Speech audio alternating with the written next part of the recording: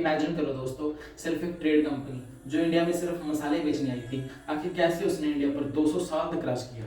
आखिर कैसे एक छोटी सी कंपनी ने उस टाइम का सबसे अमीर देश इंडिया को अपना गुलाम बनाया। आज मैं आपको ये स्टोरी बताऊंगा स्टार्टिंग से एंडिंग तक। ये है the real India series episode 1।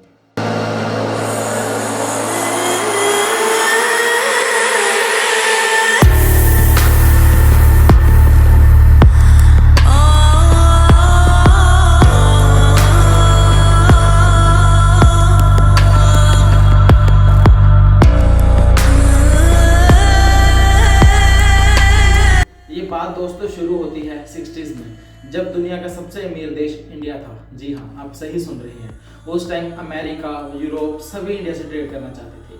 उस टाइम इंडिया की इकोनॉमी दुनिया की इकोनॉमी का 25% पार्ट था।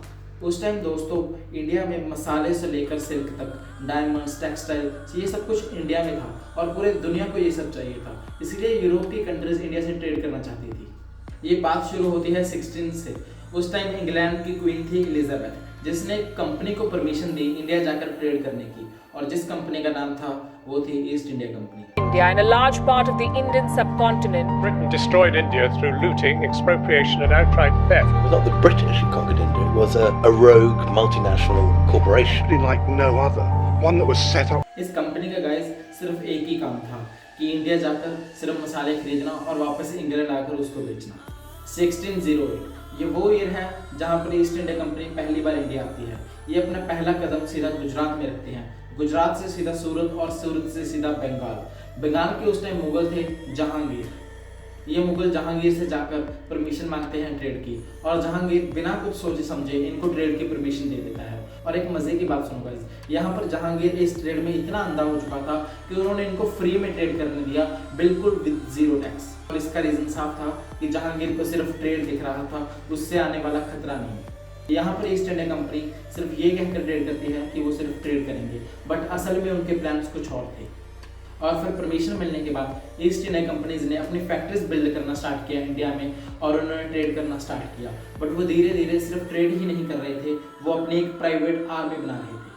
तो यहाँ पर आप पूछोगे कि वो कैसे धीरे धीरे एक प्राइवेट आर्मी बना रहे थे। तो इसका नंबर 1 रीजन था गाइस, उन्होंने सोल्जर्स मंगाना शुरू किया इंग्लैंड से, सिर्फ ये कहकर कि वो फैक्ट्रीज के लिए गार्ड्स मंगा रहे हैं। सेकेंड, उन्होंने इंडियन सिटीजन्स को हायर करना शुरू किया, सिर्फ और सिर्फ लालच के चलते। और ये सब मुगलों की आंखों के नीचे से हो रहा था, क्योंकि उस टाइम इंडिया पॉलिटिकली डिवाइडेड था। उस टाइम मुगल एम्पायर कमजोर हो रहा था। राजा महाराजा, छोटे मोटे किंगडम्स वो आपस में लड़ रहे थे, कोई भी यूनाइटेड इंडिया नहीं था। इसीलिए ईस्ट इंडिया कंपनी ने सोचा कि अगर ये आपस में लड़ रहे हैं, क्यों ना इनका फायदा उठाया जाए।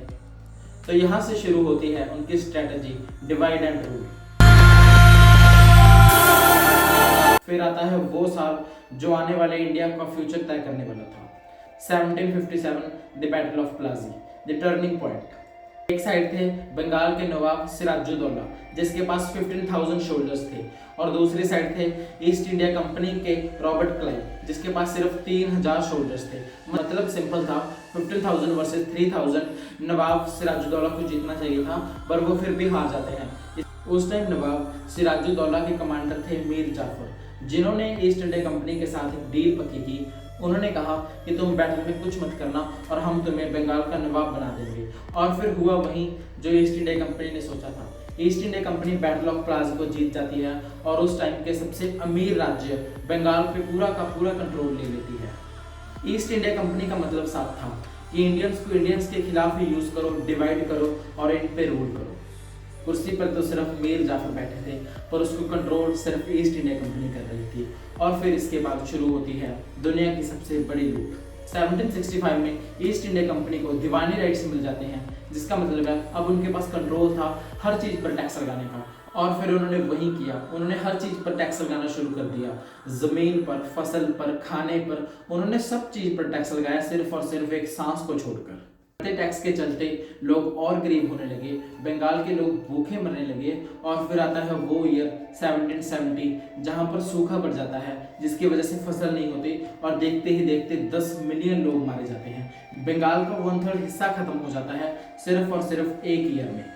बंगाल को कैप्चर करने के बाद अब ईस्ट इंडिया कंपनी ने पूरे इंडिया को लूटने का प्लान बनाया, पर इसमें एक प्रॉब्लम थी। इंडिया बहुत बड़ा था, हर जगह पर राजा महाराजा किंगडम्स थे, तो उन्होंने एक स्ट्रेटजी बनाई, divide and rule the master strategy. तो चलिए इस स्ट्रेटजी को 4 स्टेप्स में समझते हैं। तो स्टेप 1, यहाँ पर ईस्ट इंडिया कंपनी ने स्ट्रेटजी बनाई कि सबसे पहले एक कॉन्फ्लिक्ट ढूंढो। अगर कोई किंगडम्स के बीच में लड़ाई हो रही है तो सबसे बढ़िया है, अगर कोई हिंदू मुस्लिम की लड़ाई हो रही है तो उससे भी बढ़िया है, अगर कोई इंटरनल कोई पर्सनल फाइट है तो वो सबसे बढ़िया है। स्टेप 2 था पिक अ साइड, एक साइड को सपोर्ट करो, उसको वेपन्स दो, शोल्जर्स दो, पैसे दो और उनको जिता दो। स्टेप 3 डिमांड लॉयल्टी, जब भी कोई साइड जीत जाए तब उससे जाकर कहो कि हमने तुम्हें जिताया है, बदले में तुम्हें हमारा दोस्त बनना पड़ेगा और कभी भी अगर फ्यूचर में वॉर होगी तो तुम्हें हमारा साथ देना पड़ेगा। स्टेप 4 था रिपीट, न्यू किंगडम ढूंढो, उसके खिलाफ फाइट करो और इंडियंस के खिलाफ ही यूज करो और कभी भी अपने शोल्जर्स कभी भी रिस्क में मत डालो। इस स्ट्रैटेजी से दोस्तों इन्होंने एक एक कर सबसे पहले इन्होंने मैसूर में टीपू सुल्तान को हराया, जो उस टाइम बहुत ही पावरफुल शासक था। फिर उन्होंने मराठस को तोड़ा, इन्होंने पंजाब को कंट्रोल किया, सिखों को एक दूसरे से लड़ाया। 1857 तक ऑलमोस्ट पूरा इंडिया ईस्ट इंडिया के अंडर कंट्रोल में था, पर कुछ और भी था जो 1857 में बदल गया था। इंडियन सोल्जर्स को समझ आ चुका था कि चुप रहने से कुछ नहीं होगा, तो उन्होंने ईस्ट इंडिया कंपनी के खिलाफ बागी होकर फाइट करना स्टार्ट कर दिया और ये थी इंडिया की फर्स्ट वॉर ऑफ इंडिपेंडेंस। इसके बारे में एपिसोड 2 में बात करेंगे डिटेल में, पर अभी के लिए रिवॉल्ट पे बात करते हैं। ये रिवॉल्ट आगे चलकर फेल हो जाता है, इससे ईस्ट इंडिया कंपनी को तो कोई नुकसान नहीं होता, बट ब्रिटिश गवर्नमेंट को एक शॉक जरूर लगता है। उसी टाइम ब्रिटिश गवर्नमेंट ये डिसाइड करती है कि एक सिंगल कंपनी पूरे इंडिया को हैंडल नहीं कर सकती। तो 1858 में ब्रिटिश क्वीन विक्टोरिया ने ईस्ट इंडिया कंपनी को खत्म कर दिया और अब से ब्रिटिश गवर्नमेंट खुद इंडिया को रूल करने लगी। 1858 में अब इंडिया ऑफिशियल ब्रिटिश कॉलोनी बन गया था और फिर ब्रिटिश ने अब इंडिया को सिस्टमैटिक वे से लूटना शुरू किया। सबसे पहले बात करते हैं इकोनॉमिक लूट की। इसमें उन्होंने सबसे पहले जो भी इंडिया के सारे रिसोर्सेज थे उनको ब्रिटेन भेजना स्टार्ट कर दिया। फिर उन्होंने इंडिया के टेक्सटाइल्स बंद करवा दिए ताकि सारे टेक्सटाइल ब्रिटेन गवर्नमेंट के बिके। फेमिनिस्ट के टाइम भी जब सूखा पड़ रहा था तब भी उन्होंने इंडिया से ग्रेन्स एक्सपोर्ट किए और इसका रिजल्ट क्या निकला? 1858 से लेकर 1947 तक ब्रिटिश गवर्नमेंट ने लगभग $45 ट्रिलियन इंडिया से लूट लिए। सेकंड बात करते हैं कल्चरल डिस्ट्रक्शन की। उनका सबसे बड़ा मोटिव था कि इंडिया का कल्चर खत्म कर दिया जाए। सबसे पहले उन्होंने इंडियन एजुकेशन सिस्टम को खत्म किया और न्यू इंग्लिश एजुकेशन सिस्टम को इन्वेंट किया, जिसमें इंडियंस के लिए पढ़ाई सिर्फ लिमिटेड थी। ज़्यादा से ज़्यादा एक इंडियन सिर्फ क्लर्क बन सकता था और उससे ज़्यादा कुछ भी नहीं। उन्होंने इंडियन लैंग्वेज को इन्फीरियर तक बोल दिया था। ब्रिटिश गवर्नमेंट ने सिविलाइजेशन मिशन चलाया जो कि सिर्फ एक बहाना था। उन्होंने कहा कि हम इंडिया को लूट नहीं रहे, हम इंडिया को सिविलाइज्ड बना रहे हैं। थर्ड बात करते हैं पॉलिटिकल कंट्रोल की। उन्होंने सारा का सारा पॉलिटिकल कंट्रोल अपने हाथों में ले लिया था। किसी भी इंडियन को वोट तक डालने का भी राइट नहीं था, कोई खुल के आवाज़ नहीं उठा सकता था और उन्होंने सारे के सारे लॉ सिर्फ अपने बेनिफिट्स के लिए बनाए थे। उन्होंने सारे के सारे इंडियन सोल्जर्स सिर्फ अपने लिए यूज़ किए। उन्होंने सोल्जर्स को वर्ल्ड वॉर 1, वर्ल्ड वॉर 2 में भेजा और इसमें इंडियन सोल्जर्स का कोई भी बेनिफिट नहीं था। और अब आपका क्वेश्चन होगा गाइस कि अगर इतनी ही लूट हो रही थी तो इंडिया ने उसको 200 साल तक क्यों सहा? तो इसका नंबर 1 रीजन है guys divide and rule strategy. British बहुत चालाक थे, उन्होंने कभी इंडिया को आपस में एक होने ही नहीं दिया। उन्होंने कभी तो इंडिया को हिंदू और मुस्लिम के बीच लाया, उन्होंने कभी अपर कास्ट तो कभी लोअर कास्ट, कभी नॉर्थ और कभी साउथ इंडिया को हराया। उनके पास better weapons and organised army थी। उस टाइम तक इंडिया बहुत कमजोर हो चुका था, तो उनके पास इन सब के लिए पैसे ही नहीं होते थे, इसलिए वो हर एक रिवॉल्ट को ब्रूटली क्रश कर देते थे। इसका एक और भी बड़ा रीजन है, उस टाइम जो भी राजा महाराजा होते थे वो ब्रिटिश के साथ डील कर लेते थे। हर एक राजा महाराजा को लगता था कि वो अपना किंगडम बचा लेगा, बाकी इंडिया जाए बाहर में। ये शॉर्ट टर्म थिंकिंग ने भी इंडिया को बहुत कमजोर कर दिया था।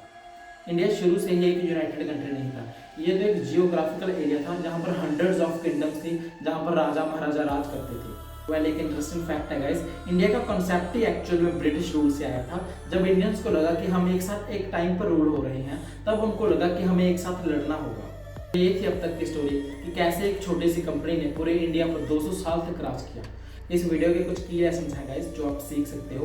First is division. Division is equals to weakness. जब भी आप डिवाइडेड रहोगे तब कोई भी आकर आपको रूल कर सकता है। सेकंड यूनिटी, स्ट्रेंथ, फ्रीडम, इसके बारे में हम अगले एपिसोड में बात करेंगे। एंड थर्ड हिस्ट्री रिपीट होती है। आज के टाइम में politician divide and rule strategy को फॉलो करते हैं। आज भी वो हिंदू मुस्लिम नॉर्थ साउथ सबको एक साथ पावर के लिए यूज करते हैं।